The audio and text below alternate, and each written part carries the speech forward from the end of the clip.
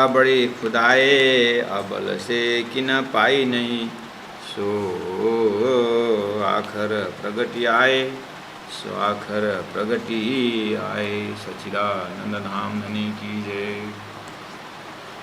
परमादरणीय सुंदर साथ जी, किरंतन ग्रंथा प्रकरण 61 चौपाई प्रकरण शुरू होता है। साहिब तेरी साहिबी भारी, कौन उठावे तुझ बिन तेरी, सो दई मेरे सिर सारी, सो दई मेरे सिर सारी। तो प्रसंग हम समझ गए हैं कि यहाँ किरंतन ग्रंथ है और 14 ग्रंथ की भूमिका कहें या सर्वदेशी चर्चा है, तो सभी टॉपिक को प्राणनाथ जी ने टच किए हैं। तो यहाँ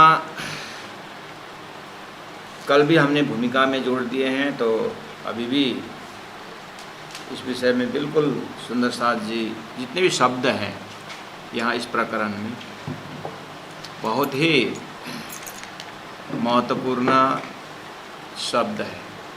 जैसे यहाँ काम क्रोध लोभ मोह को छोड़ो, ये वो इस तरह से उपदेश नहीं है।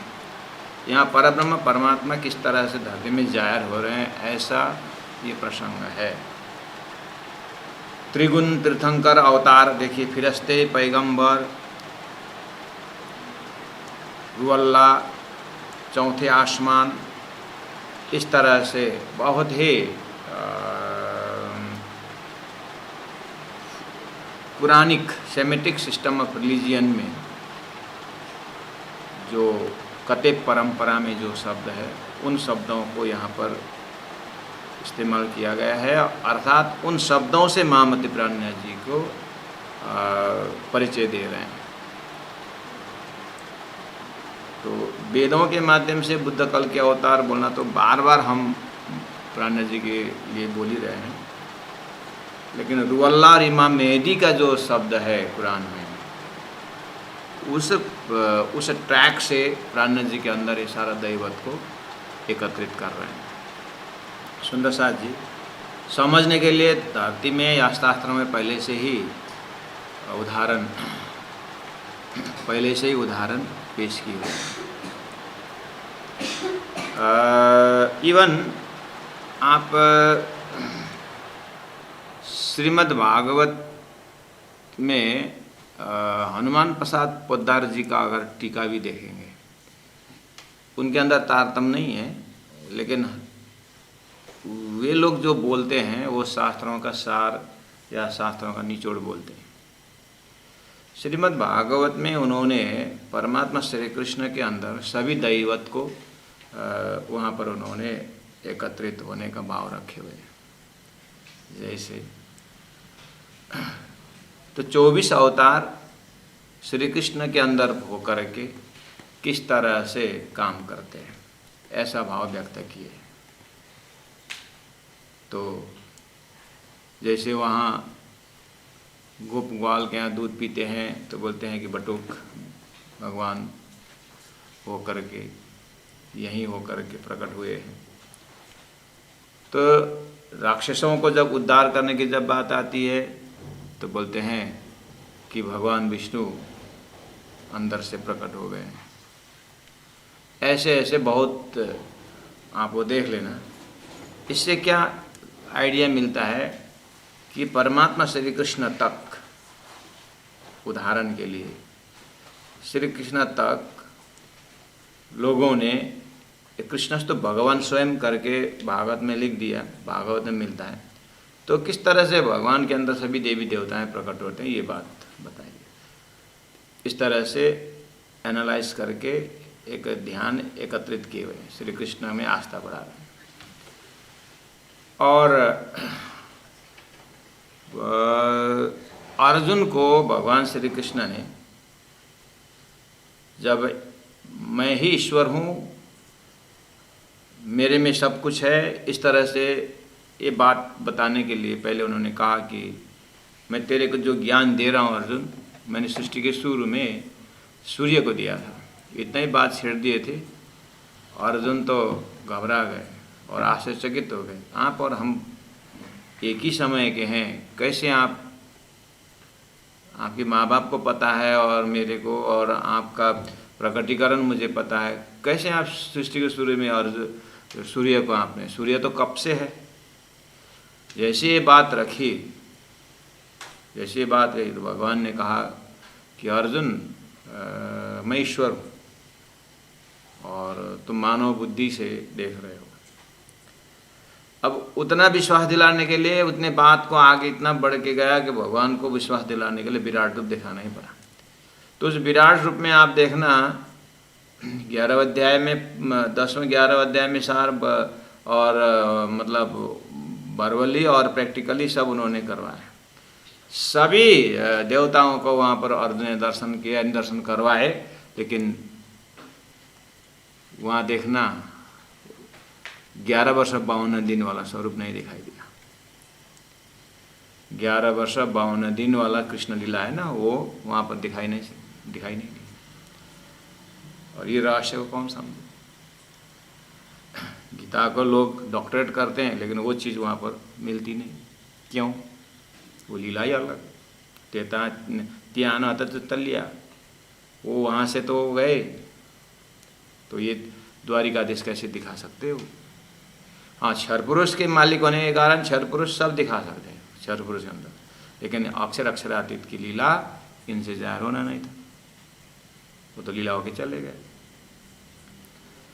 तो इस तरह से उदाहरणार्थ तो एक साधारण बुद्धि से भी भगवान कहते हैं कि मैं वृक्षों में, मैं पीपल में हूँ, मैं नदियों में, मैं गंगा में हूँ, पर्वतों में मैं विंध्याचल में हूँ, और हाथी में ऐरावत हाथी में हूँ, धनुष धर्म में अर्जुन हूँ।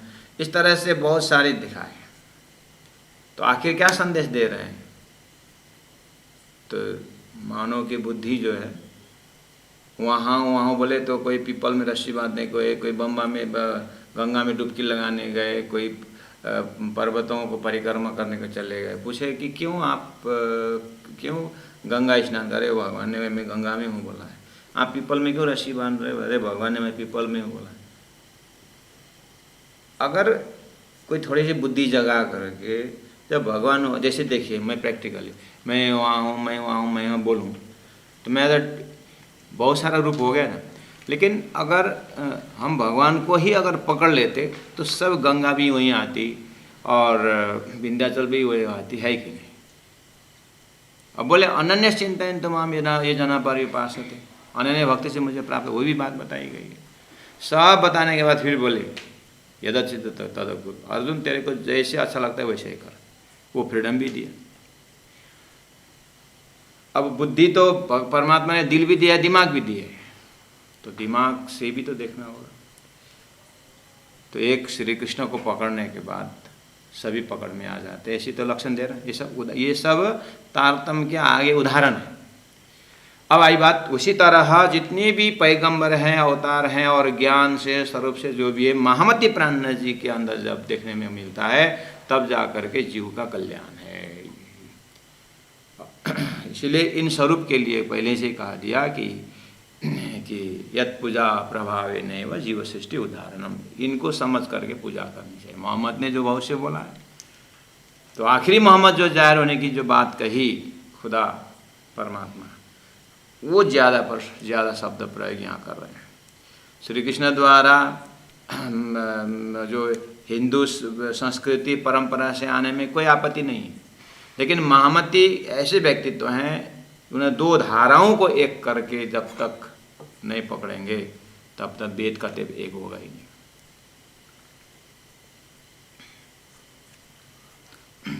ये वेद का तेज एक करके सोई खुदा सोई ब्रह्म में पहुँचने का जो ये एकेश्वरवाद का भी पराकाष्ठ दर्जा में महामती प्राण जी प्रस्तुत हो रहे हैं। उसके लिए परब्रह्म परमात्मा ने महामती की मुखारविंद से ऐसी ऐसी बातें प्रकट की। प्रसंग ये चल रहा है सुंदर सा, इसीलिए आप देखिएगा, अली बली शेर दरगाह, जो दरगाह बड़ी खुदाए, अव्वल से कि न पाई नहीं, सो आखिर प्रगटी आए। तो आखिर शब्द को कल मैंने कहा कि 10वीं 11वीं 12वीं सदी में प्रकट होने की बात आई।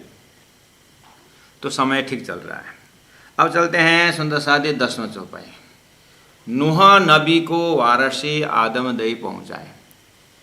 आदम जो पैगंबर हुए उन्होंने अपने वारसी नूह नबी को दे दिया है, नाम है नूह नबी को वारसी दी गई आदम ने।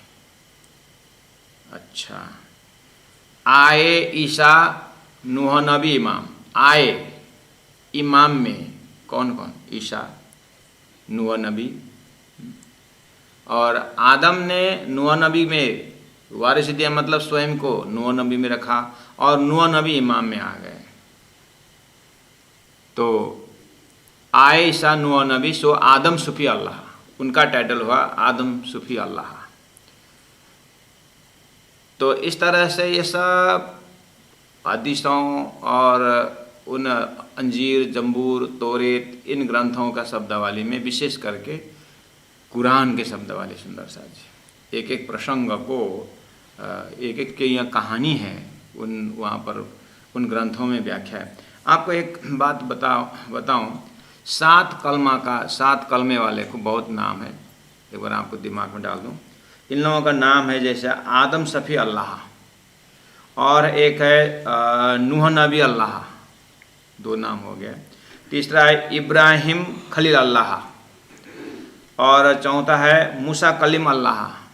तीसरा है ईसा रूह अल्लाह है, और मोहम्मद रसूल अल्लाह है, अली वली अल्लाह। ये 7 कलमा माना जाता है। 7 कलमा मतलब इन्होंने मंत्र होल्डर, धरती में इन्होंने एक एक मंत्र जो है अपना अपना सिद्धांत को बैठाया हुआ है। तो जैसे हमारे में 7 चिरंजीवी बोलते हैं, पंचकन्या, सप्तऋषि, कितने चिरंजीवी है कि नहीं, अष्टसिद्धि नवनिधि, ऐसे ऐसे शब्द है कि नहीं, ऐसे ही उनको 7 कलमा माना जाता है कुरान में भी। तो उसमें ये आदम सफ़ी अल्लाह, वे 7 को किसी न किसी शब्दों में प्राणजी में केंद्रित दिखाने की कोशिश कर रहे हैं। असराफिल ले उतरिया जागृत बुद्ध नूर, अब 11 नंबर चौपाई में। तो सुंदर साथ जी ये समय अनुसार ये जो एक एक शब्दों को व्याख्या, जैसे प्रहलाद के विषय में थोड़ी सी टिप्पणी, ध्रुव के विषय में थोड़ी सी टिप्पणी, मतलब फुटनोट, इस तरह से कुछ समय हो तो विद्वान लोग उसमें रिसर्च करके, खोजी करके थोड़ा थोड़ा नोट बना सकते हैं। और हम प्रचारकों के टीम में मेहनत करके इसके के ऊपर नोट लिखाने का या बताने का ये प्रचारक लेवल में करते हैं। यहाँ आपको सभी सुंदर साथ को आपके दर्जा के अनुसार ये सब की एक एक में व्याख्या देना टाइम लगता है। और आपको ये प्रसंग इसलिए मैं ज़्यादा भूमिका में जोड़ देता हूँ कि महामती प्राण जी के अंदर इनको एकत्रित होने की विषय में है। अब आपको स्वेच्छा से थोड़ा अध्ययन बढ़ाना अगर आपको अच्छा लगता है और थोड़ा इंटरेस्ट रखते हैं तो आपको क्या करना चाहिए, मैं थोड़ा एड्रेस बता देता हूँ। दिल्ली से प्रकाशित, तो दिल्ली प्राणनाथ मिशन से प्रकाशित विशेष करके बिमला मेहता जी धामवासी, उनके पिताजी कस्तूरीलाल भगत जी, ये बहुत ही कुरान के प्राणनाथ जी की चौपाई को देखते हुए, उनके ज़माने में अरबी फारसी बहुत सुंदर आती थी उनको, तो उन्होंने बहुत इंटरेस्ट लेकर खोजी किए हैं। तो उन्होंने जहाँ बिमला मेहता जी ने जो किताब प्राणनाथ जी टीका करके जो किताब छपाए हैं, टीका तो नौतनपुरी से भी पब्लिकेशन है और सभी पुरियों से है, लेकिन उसमें से जो बिमला मेहता जी ने जो टीका की है, सनंद की, क़यामत नामा ही हुआ, फुटकर, अलग अलग ग्रंथ, कोई भी एक आपको ग्रंथ अगर मिले तो उसके लास्ट के जो ग्लोसरी है, ग्लोसरी जो लास्ट में जो उन्होंने फुट नोट दी है, वहाँ पर अगर आप देखेंगे तो बहुत कुछ उन्होंने मेहनत करके रखी हुई है। तो एक एक के तो कुरान से निकाल करके परिचय दे करके किस तरह से प्राणनाथ जी में किस रूप में लेने का, इस तरह से मेहनत करके फुटनोट है वहाँ पर। तो आपको स्वाध्याय के लिए एड्रेस बता दिया सुंदर साथ जी। और उसके बाद आपको ये जो शब्दों को किस प्रसंग से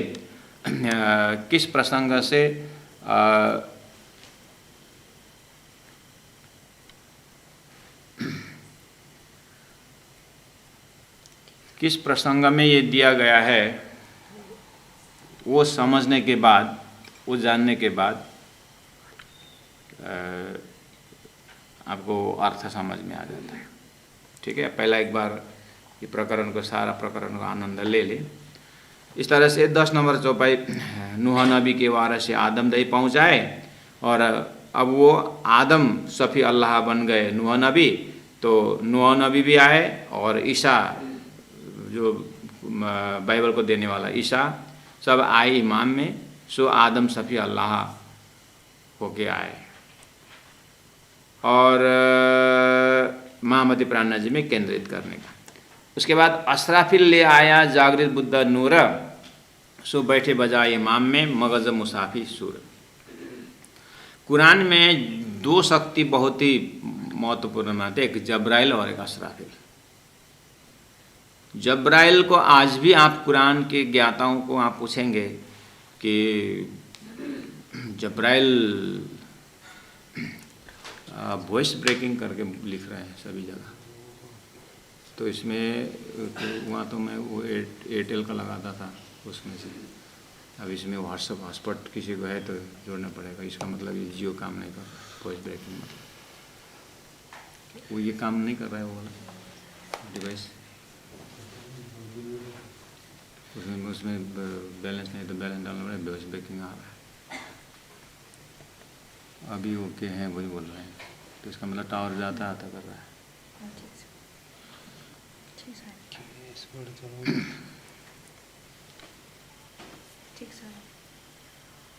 कल मिला दो।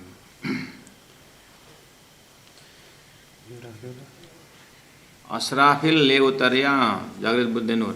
तो मैं भूमिका दे रहा था कि कुरान में 2 शब्द है, असराफिल और जब्राइल। तो आप कुरान के ज्ञाताओं को जब शब्द करेंगे तो ये बात तो बताएंगे कि असराफिल और जब्राइल की बात। लेकिन डरते हैं वे लोग जब्राइल से डरते हैं, असराफिल से कम डरते हैं। मतलब असराफिल इतना फेमस नहीं है कुरान में, शक्ति का है। प्राणनाथ जी ने ये 2 फरिश्ता लिए हैं, जब्राइल फरिश्ता और असराफिल फरिश्ता जैसे। और कुरान में लिखा हुआ है कि जब्राइल और असराफिल में फिर आया वॉइस ब्रेकिंग में।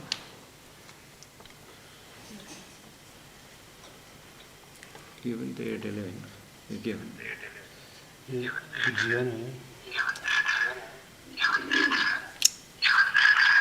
सुंदर साजी थोड़ी देर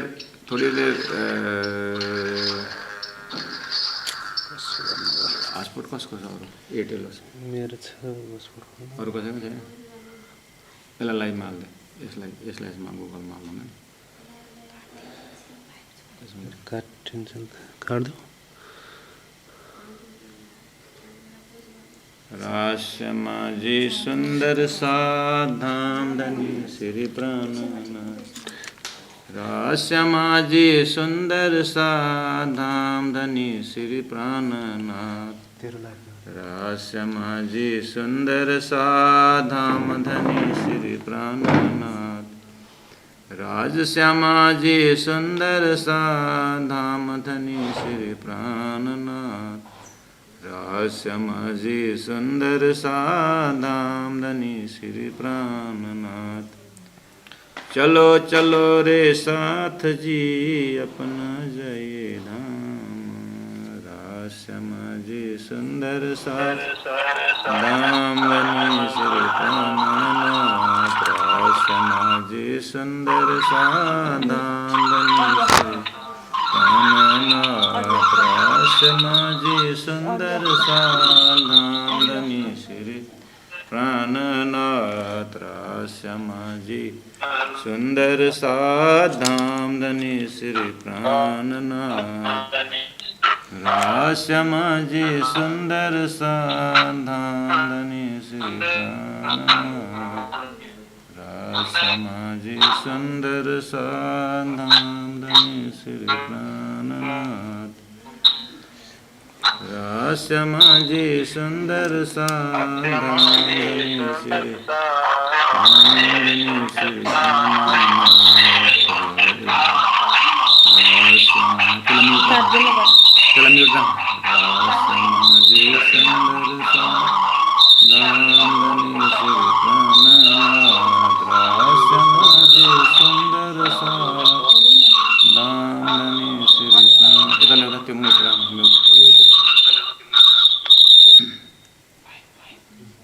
बोलो श्री प्राणनाथ प्यारे की जय। ये नक्शा निकाल। सदगुरु महाराज की जय। सुंदर साथ जी, नाउ इट इज क्लियर। सुंदर साथ जी, अभी थोड़ा क्लियर आ रहा है। असराफिल ले उतरिया जागृत विदनूर सो बैठे बजाए इमाम में मगध मुसाफी सूरा।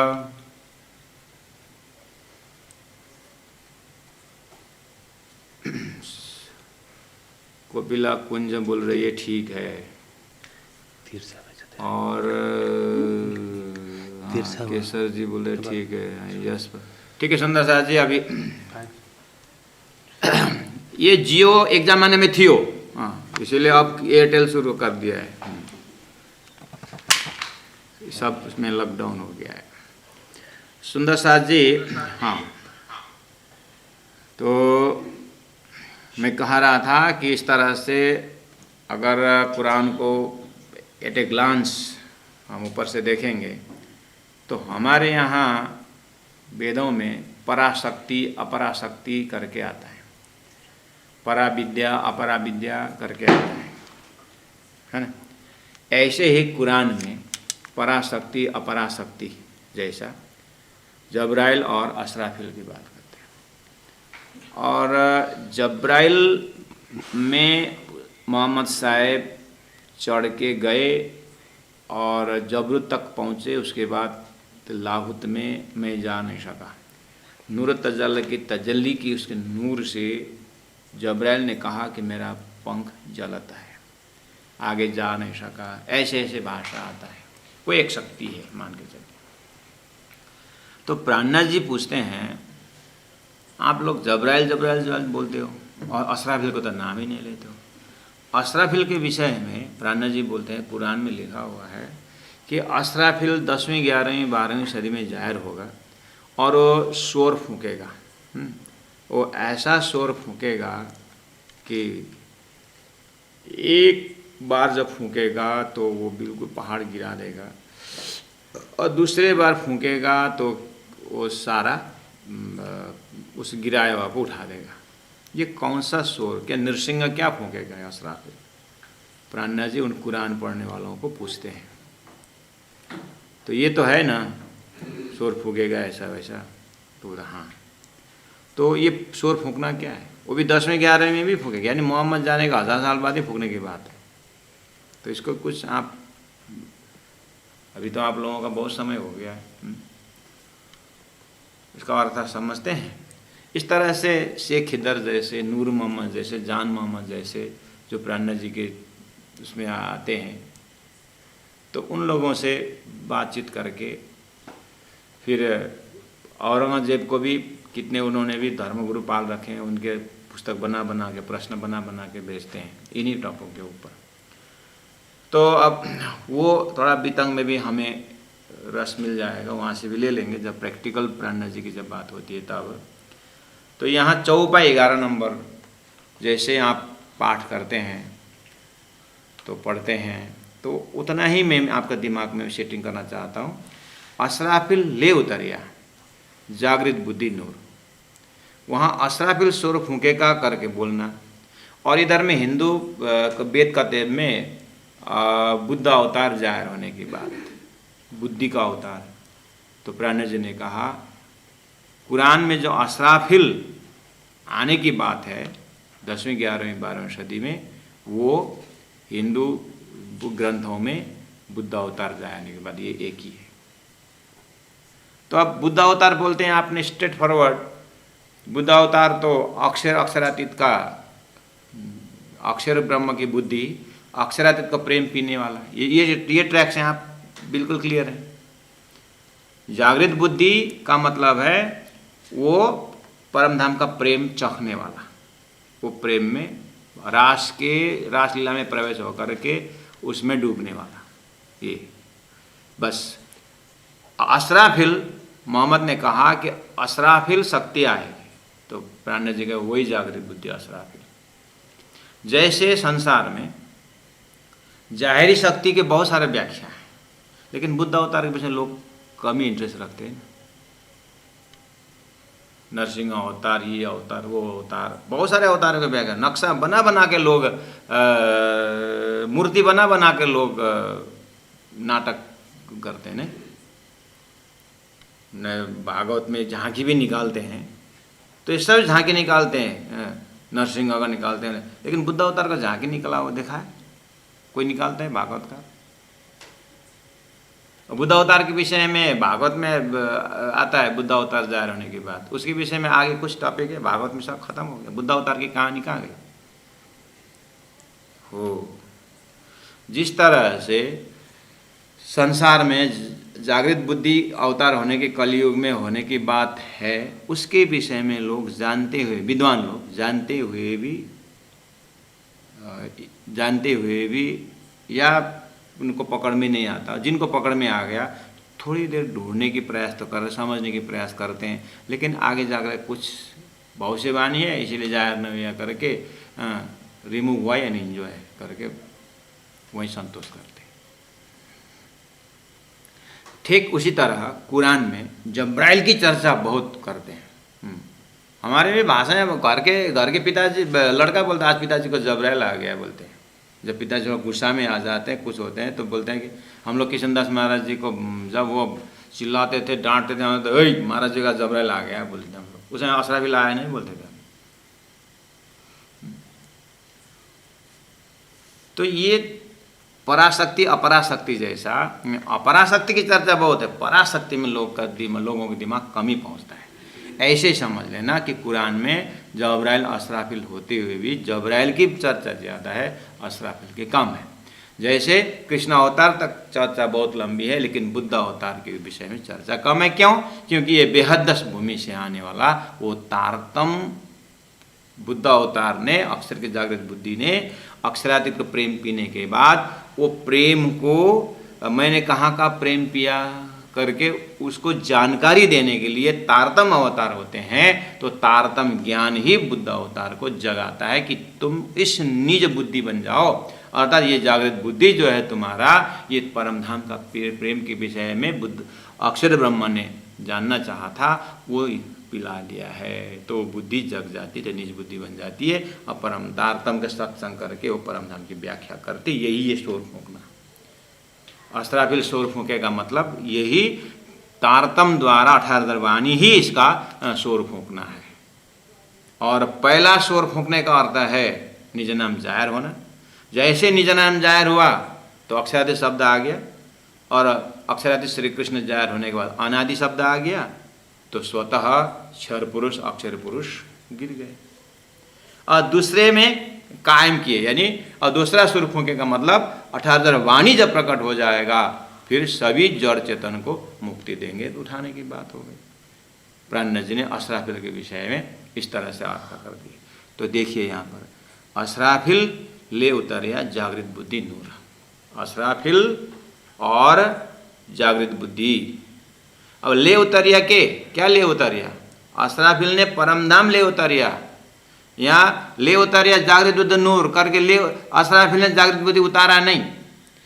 असराफिल या जागृत बुद्धि दोनों ने नूर उतारे, यानी तारतम